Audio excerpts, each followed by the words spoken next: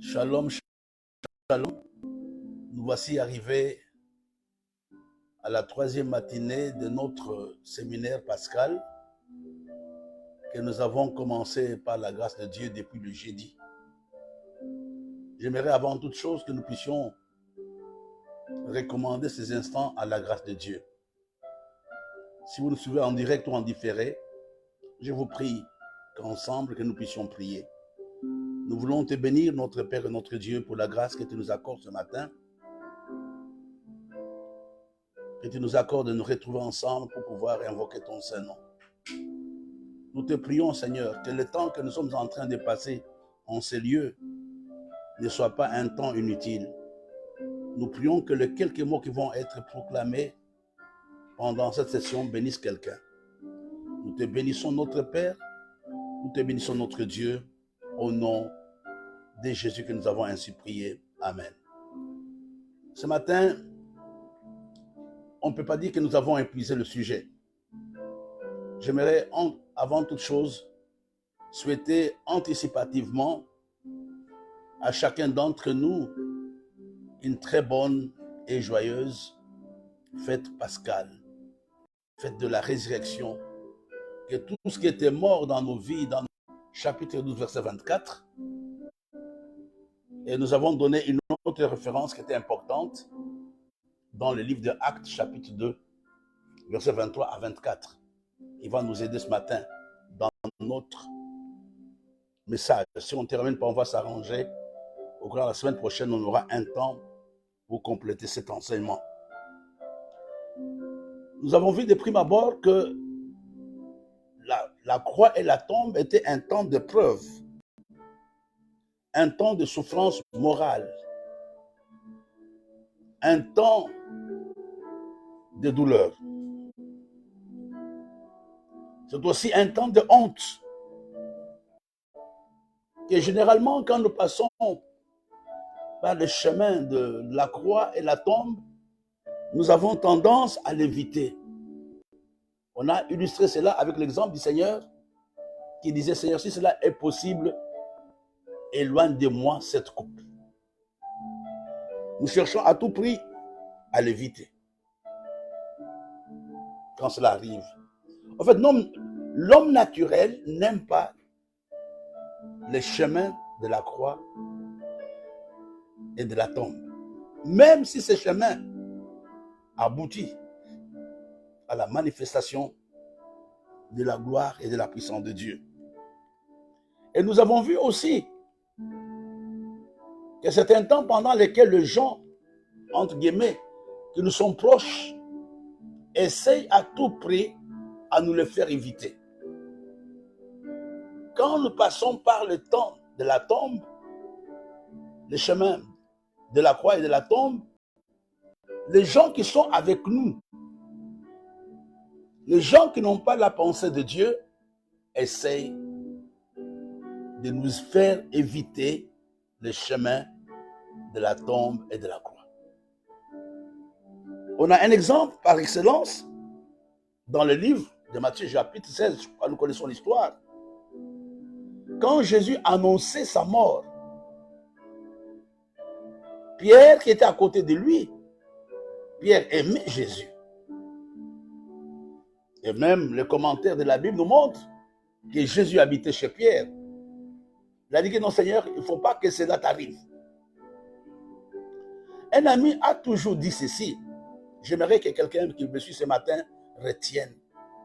Mieux vaut avoir un Judas qu'un Pierre. Alléluia. Vous savez, le Pierre nous aime pour un temps,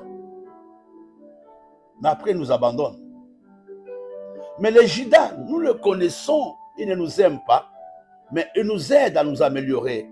Il nous aide à être sur le chemin de notre destinée. Il y a des gens qui sont avec nous tous les jours, mais dans leur cœur, ils ne nous aiment pas. Regardez, Pierre a failli faire rater la destinée de Jésus par un petit conseil. C'est la raison pour laquelle quand vous êtes dans les épreuves, sachez sélectionner qui écouter. Quand vous passez par des moments difficiles, il est important de savoir, cet homme est-il un Pierre ou un Judas. Quelqu'un viendra, non frère, la situation par laquelle tu passes n'est pas bonne, vraiment. Si c'était moi, je ferais ceci. Si c'était moi, je quitterais l'église. Si c'est moi, je me comporterais comme ça. Et ces choses vous éloignent des fois de la présence de Dieu. Écoute, il y a le Judas, tu sais, qui t'a trahi, ne t'aime pas. Mais ça te donne envie de t'attacher davantage à Dieu. Ça te donne envie d'aller plus loin. Je ne veux pas me perdre avec des commentaires. Et nous avons vu aussi que le temps ou le chemin de la croix et de la tombe est un chemin qui nous touche sur deux plans. Sur le plan moral et émotionnel. On avait vu le cas du Seigneur qui avait dit, Seigneur, mon âme est triste jusqu'à la mort. C'est un temps qui nous touche émotionnellement. On est triste. Mais il est aussi important de comprendre que le chemin de la croix et de la tombe est un temps pendant lequel nous sommes touchés spirituellement. J'en parlerai tout à l'heure par une série de questions. Pourquoi ça nous touche spirituellement? Parce que nous commençons à douter de l'amour de Dieu. Nous commençons à nous dire, mais ça ne vaut pas la peine. Dieu ne m'aime pas. Dieu m'a abandonné. J'aimerais parler prophétiquement à quelqu'un ce matin qui est sur ce chemin. Il faut choisir qui écouter. Il faut savoir exactement qui a la capacité de t'aider. Je me rappelle, il y a quelques années, moi j'ai passé par des problèmes très difficiles. Ici, c'était vraiment le chemin de la tombe et le chemin de la croix. Un homme est venu me voir, il a dit, mais donne-moi la liste, je vais t'aider. On ne va plus parler de ça. Mais moi, je pense que c'est quelqu'un qui avait des relations dans le gouvernement. Il m'a dit, non. On dit, mais la liste pour faire quoi? Il a dit, mais moi là, quand je parle avec cette liste, je pars voir le mbombo. Le problème sera résolu. Je ne connaissais pas c'était quoi le mbombo. J'ai demandé à quelqu'un c'est quoi le mbombo. Il a dit que non, c'est pratiquement des gens un peu comme des féticheurs, quelque chose comme ça. J'ai dit au monsieur, ne viens plus jamais chez moi me voir. Et vous comprenez, le temps de la croix et de la tombe est un temps pendant lequel vous ne faites pas attention, vous quittez la foi. Vous ne faites pas attention, vous remettez en cause les valeurs pour lesquelles vous vous êtes battu. Je parle à quelqu'un. C'est la parole de Dieu qui doit te diriger. Ce ne sont pas les paroles d'un pasteur, d'un prophète, d'un enceinte qui va te dire non, comporte-toi comme ça. Non, mon frère. La parole de Dieu seule doit te diriger. Ma fille avait été cognée par une voiture. Je suis arrivé à la maison. Les gens m'ont dit, mais il faut chercher pour se comprendre pourquoi Olga a eu un accident. J'ai dit, mais cherchez comment? Il a dit, mais il y a des gens qui peuvent te dire la vérité. Moi, celui qui peut me dire la vérité, c'est la Bible. Et les gens, mes bien-aimés, quand ils passent par le chemin de la croix et de la tombe, s'égarent en voulant comprendre ce qui leur arrive. C'est la souveraineté de Dieu. La souveraineté de Dieu, c'est le pouvoir absolu et sans partage que Dieu a sur les événements. La souveraineté de Dieu, c'est Dieu lui-même qui sait comment il met ses pions en marche. C'est lui qui avait choisi le chemin de la croix. Regardez, Pierre est arrivé. Il lui a dit, non, non, ça ce n'est pas bon. C'est Dieu qui sait pourquoi tu passes par là. Je sais que le chemin de la croix et de la tombe nous font mal dans notre corps physique, nous fait souffrir. Mais c'est à toi de te lever ce matin. Et nous voyons aussi que le chemin de la croix et de la tombe est un chemin voulu par Dieu. On a vu cela dans Ésaïe, j'aimerais nous lire ça. Ésaïe 53. Sinon, les théologiens ne seront pas contents comme on n'a pas donné les textes. Ésaïe 53. Ah, voilà, mes frères. Ésaïe 53, verset 10 nous dit, il a plu à l'Éternel de le briser par la souffrance. Il dit que ça fait plaisir à Dieu. C'est ça le français. Il a plu à l'Éternel de le briser par la souffrance. Aïe. Oui, la souffrance c'est quelque chose de mauvais, non? Nous n'aimons pas. Mais ici, la Bible nous dit, il a plu à l'Éternel de briser Barthélemy, de briser Isaac, de briser Maouit, de briser Dauphin, de briser Gloire. Il a plu à l'Éternel. Il n'a pas plu aux sorciers. Il n'a pas plu aux marabouts, mais à l'Éternel de le briser par la souffrance. Le chemin de la croix et de la tombe est un chemin voulu par Dieu. Mais il y a des gens qui essayent de nous faire sortir de ce chemin. Regardons Luc 22, verset 43.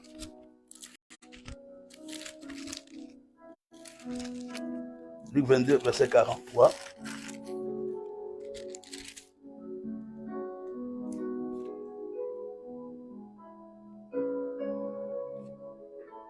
Regardez verset 43. Après être sorti, il alla, selon sa coutume, à la montagne, à partir du verset 39, à la montagne des Oliviers. Ses disciples le suivirent. Lorsqu'il fut arrivé dans ce lieu, il dit, priez afin que vous ne tombiez pas dans la tentation.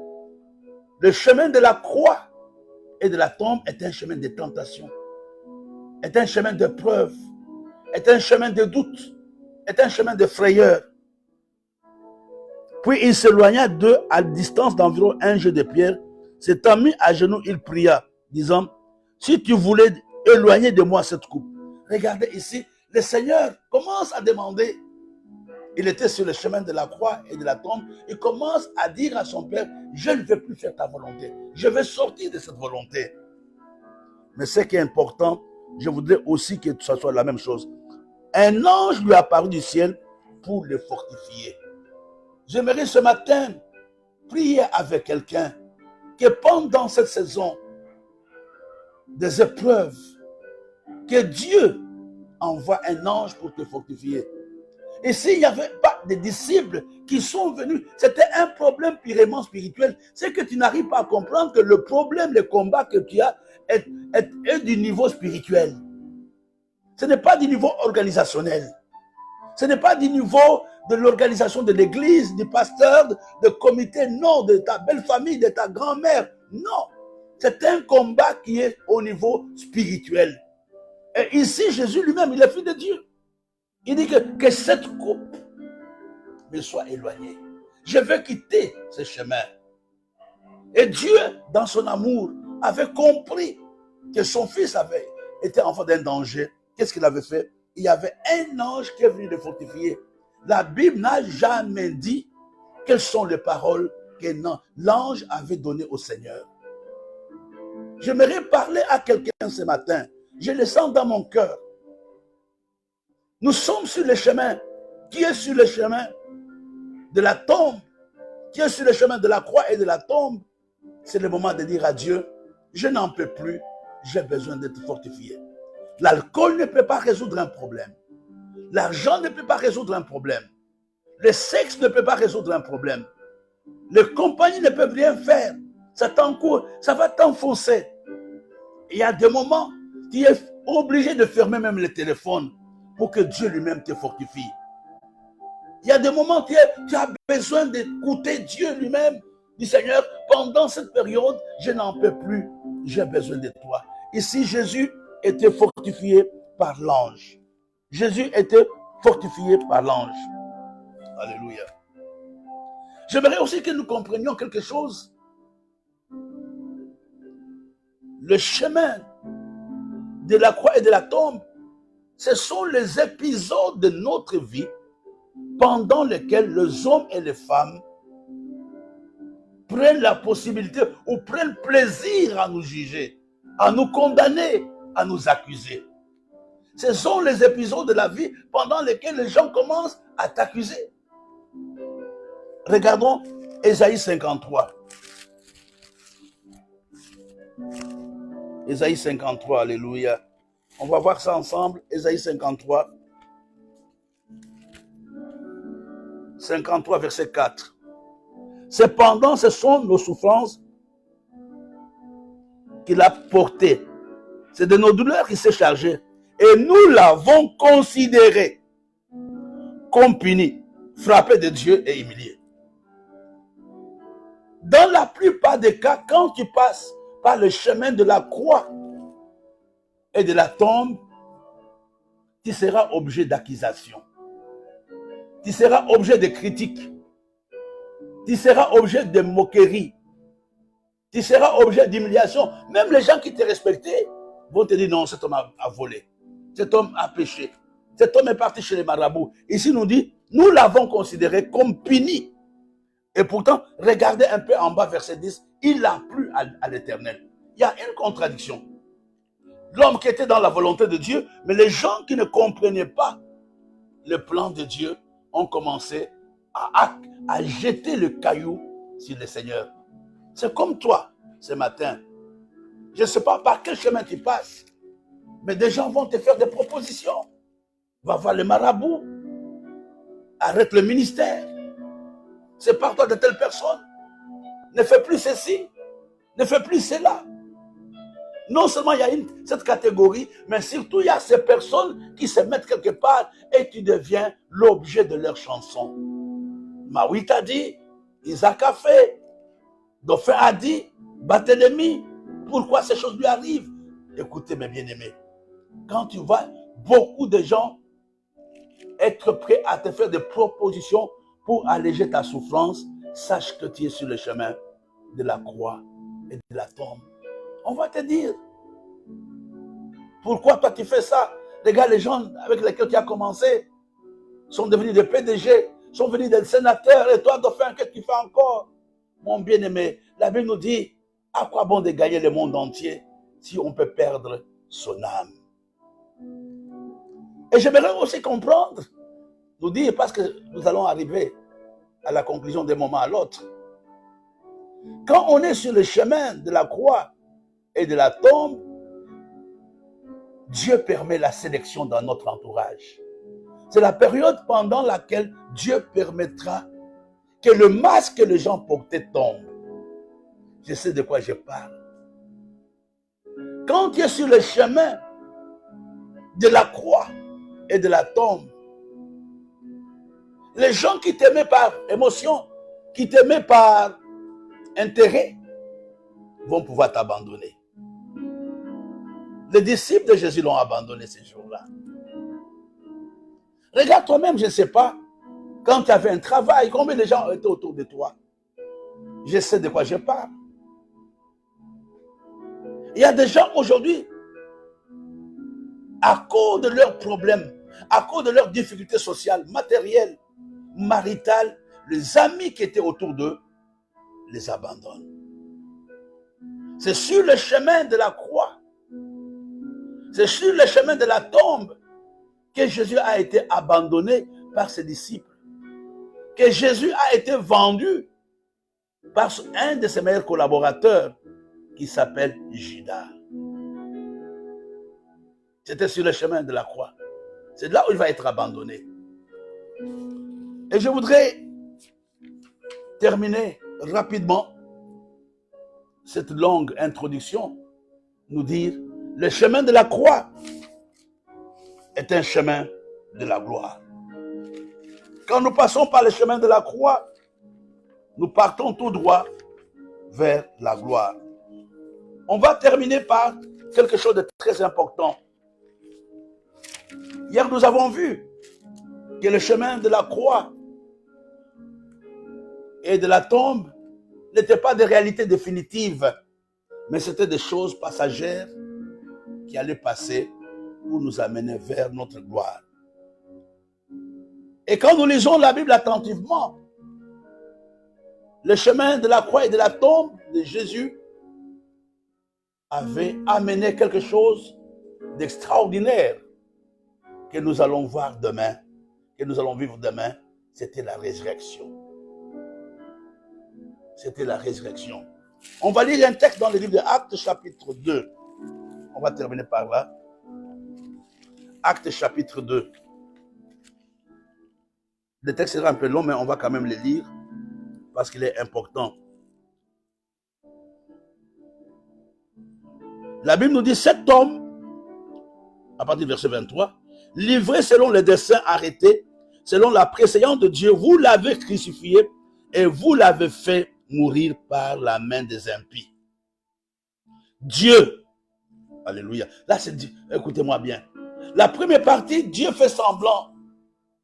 Dieu ne fait rien. Mais au verset 23, Dieu l'a ressuscité en les délivrant des liens de la mort, parce qu'il n'était pas possible qu'elle soit retenue par elle.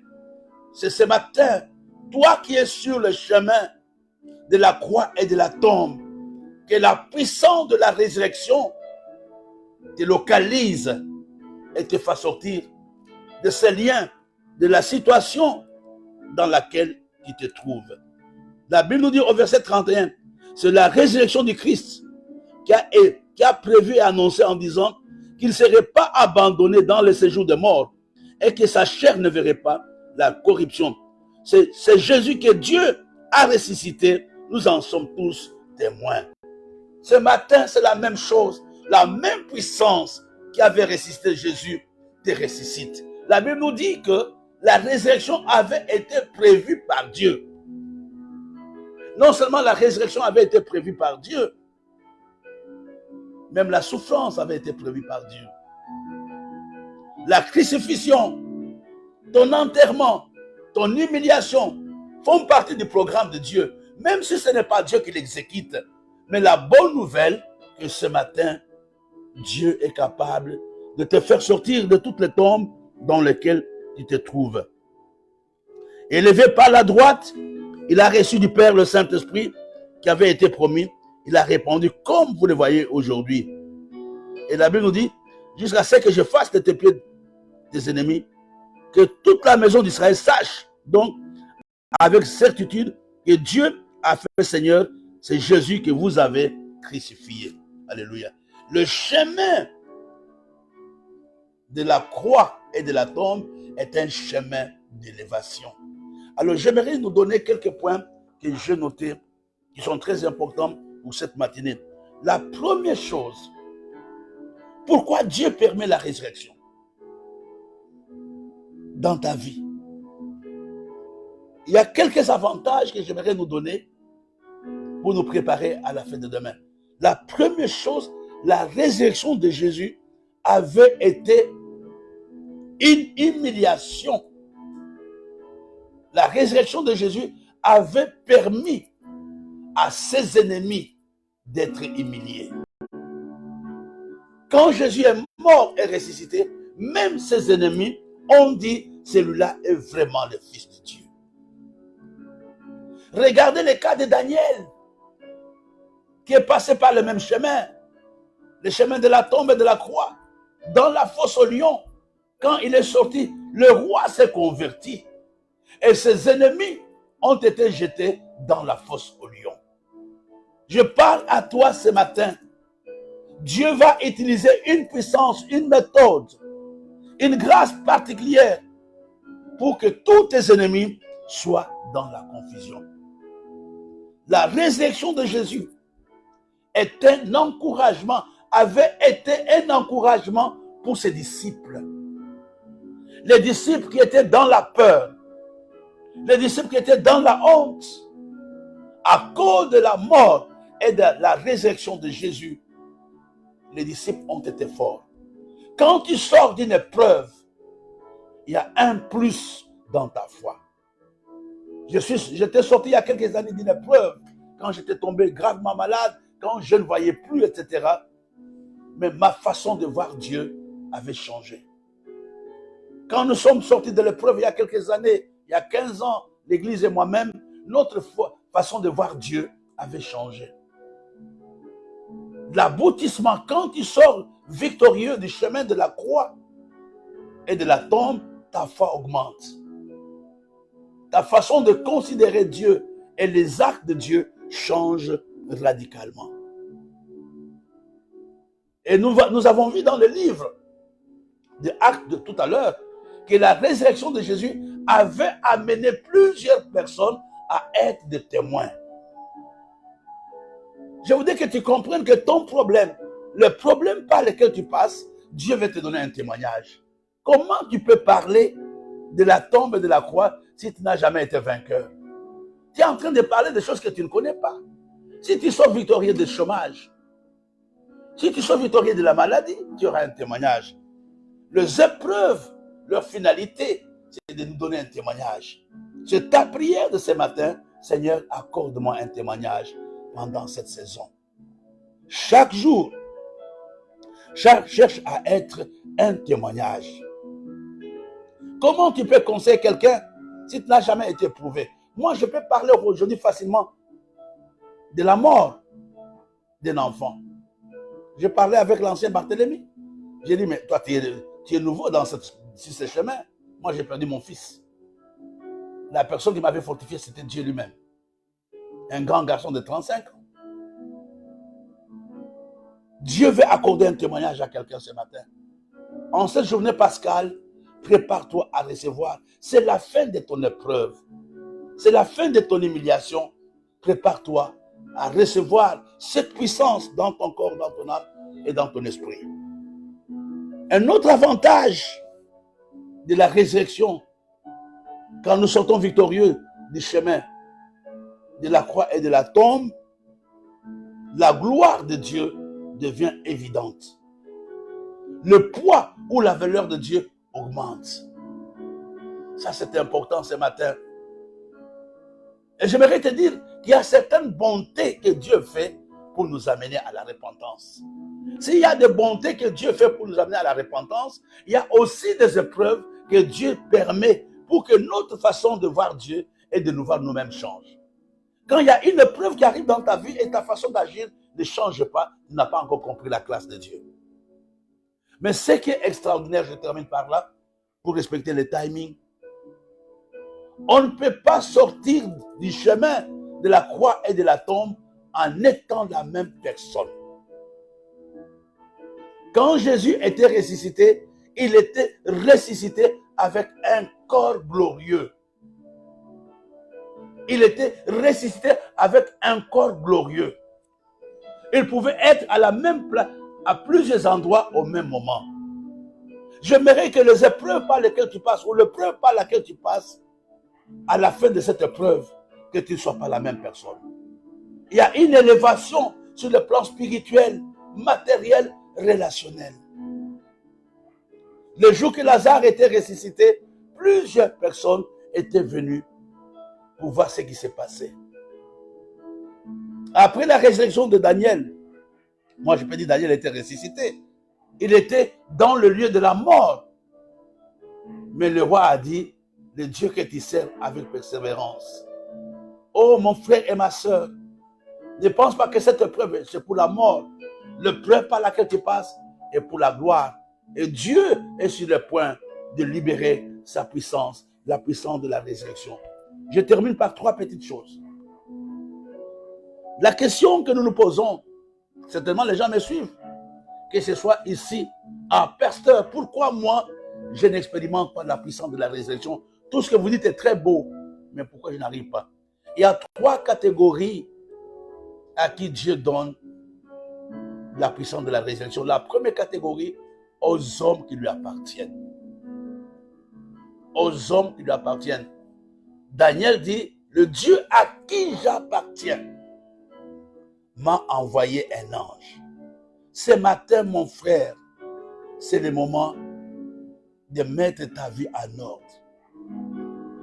C'est le moment de mettre ta vie en ordre parce que nous célébrons la Pâque avec une pâte sans levain. La catégorie, la première catégorie à qui Dieu fait goûter la puissance de la résurrection, ce sont ces hommes et ces femmes qui lui appartiennent. Et la deuxième catégorie des hommes à qui Dieu fait goûter la puissance de la résurrection, ce sont les hommes qui les servent sans compromis. Les hommes et les femmes qui les servent sans compromis. Daniel nous dit, l'ange, on n'a rien trouvé en moi. J'ai été innocent envers toi et envers mon Dieu. Sois innocent ce matin. C'est le moment de célébrer cette fête par une attitude de repentance, une attitude de réconciliation, une attitude de décision. Tu veux voir la présence de la résurrection, mais dans ton cœur, c'est plein de haine. Il y a une liste qui a dit, ces gens-là, on ne se parlera plus jamais jusqu'à la mort. Non, frère, le message de ce matin ne peut pas t'aider. Premièrement, Dieu manifeste la puissance de la résurrection envers les gens qui lui appartiennent. Et deuxièmement, envers les hommes et les femmes qui vivent sans compromis, qui sont prêts, comme nous l'avons appris à l'église, qui ont un cœur repentant. La Pâque, c'est aussi un moment de nous remettre en cause dans notre relation avec Dieu. Et la troisième catégorie à qui Dieu manifeste sa puissance, ce sont ces hommes et ces femmes qui les servent. Quand nous servons Dieu, nous sommes sur le bon chemin. La question que j'aimerais te poser, ça sera peut-être le message de demain. Je vais donner une petite conclusion et demain nous aurons l'occasion. Le message de ce matin voudrait terminer avec une question, ou le thème sur lequel je parlerai demain, 4 personnes pour une même Pâque. Mais tu es quelle personne? 4 personnes pour une même Pâque. Pendant la Pâque, la dernière Pâque de Jésus sur cette terre, il y avait eu beaucoup de personnes, mais il y a 4 qui ont été mis en vedette. La première personne, c'était Pierre. La deuxième personne, c'était Judas. La troisième, c'était Joseph d'Arimathée. La quatrième, c'était Nicodème. Les 4 personnes ont agi tous différemment à la même Pâque. C'est comme aujourd'hui. Demain, c'est la Pâque. Tu es à quelle place? N'oublions pas qu'à la Pâque, à la dernière Pâque de Jésus, Pierre avait renié le Seigneur. Sa foi a été bousculée. Il a dit, moi je ne le connais pas. Je ne connais pas cet homme. Comment vas-tu célébrer la Pâque? Comme Pierre. Mais gloire soit rendue à Dieu. Pierre s'était repenti après.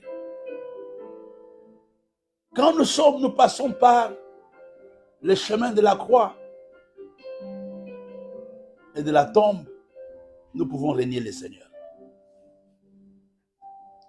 Et Judas, il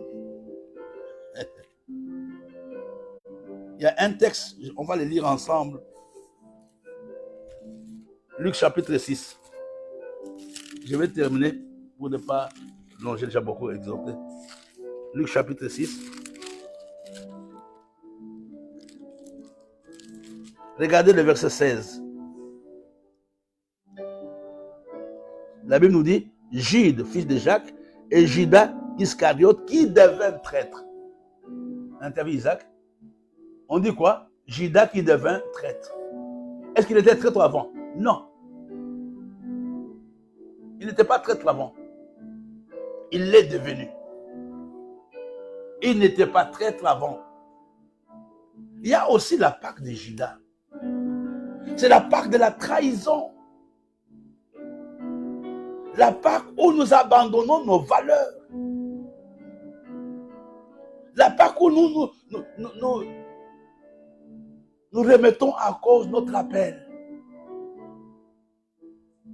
Moi, je m'en fous avec leur église. Mais ce qui est extraordinaire, je vais terminer par là. Demain, je donne l'occasion, si Dieu le permet, de prêcher là-dessus peut-être. Regardez, je vais terminer avec nous.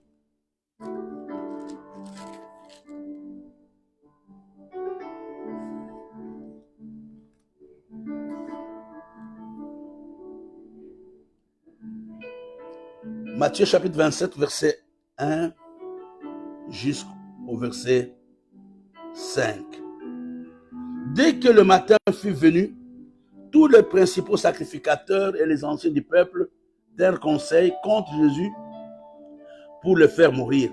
Après l'avoir lié, ils l'amenèrent et le livrèrent à Ponce Pilate, le gouverneur. Alors Judas, qui l'avait livré, voyant qu'il était condamné, s'est repenti et rapporta les 30 pièces d'argent aux principaux sacrificateurs et aux anciens, en disant, j'ai péché en livrant les sangs innocents. Ils répondirent, que nous importe, cela te regarde. Judas jeta les pièces d'argent dans le temple, se retira et alla se pendre.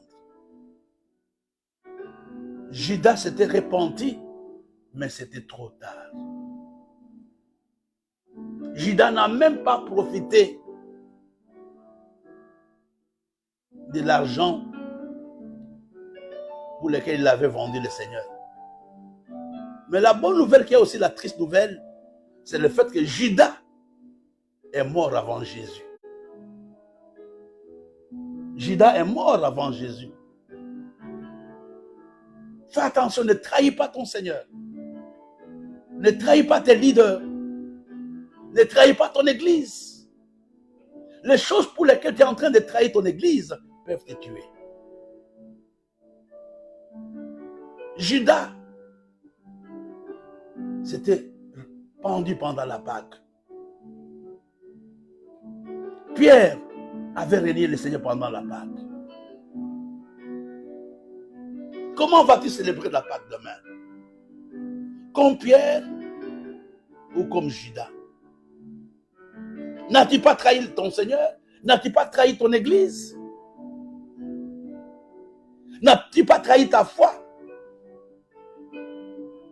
Mon frère,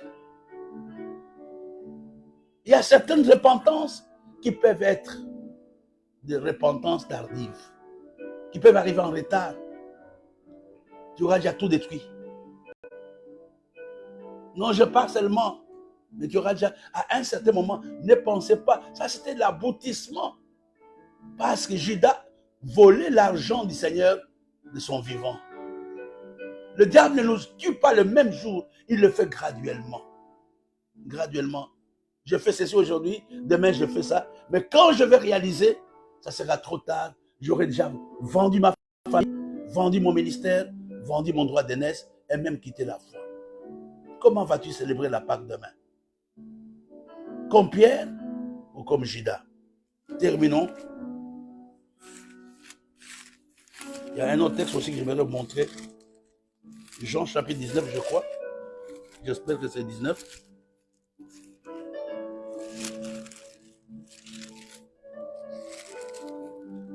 Jacques, dans Jean chapitre 19.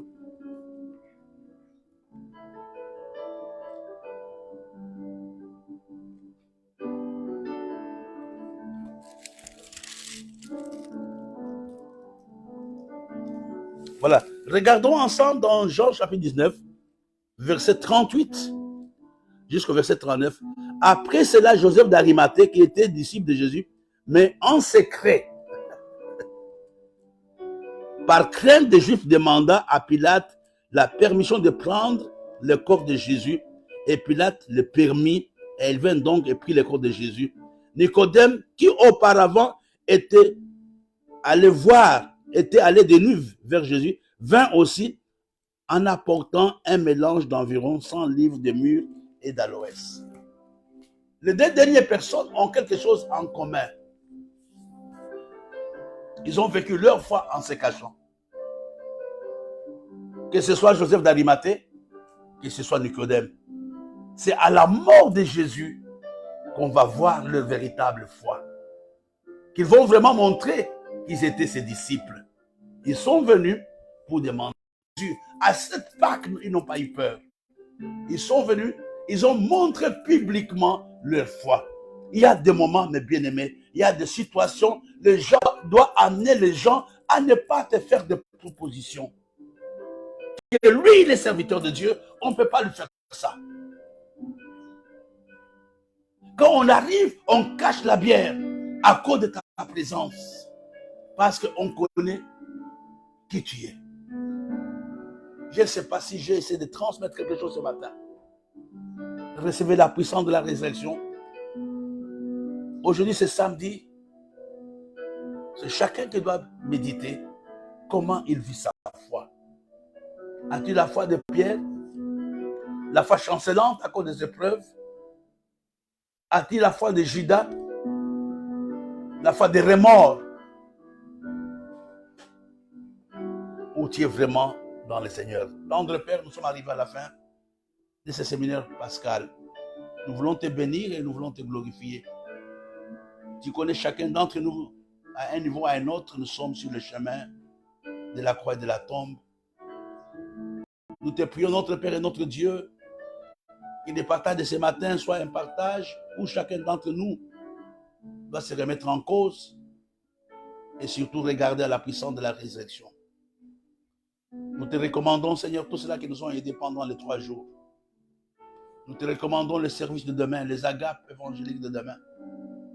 Nous voulons que ta présence soit réelle et manifeste. Nous laissons toutes choses en tes saintes mains. Nous te prions, notre Père. Nous refusons d'être des pierres. Nous refusons d'être des Judas. Nous te prions, fais-nous la grâce de manifester, de témoigner autour de nous notre appartenance à toi. Et fais-nous vivre la puissance de la résurrection. Dans ton nom, nous avons prié. Amen.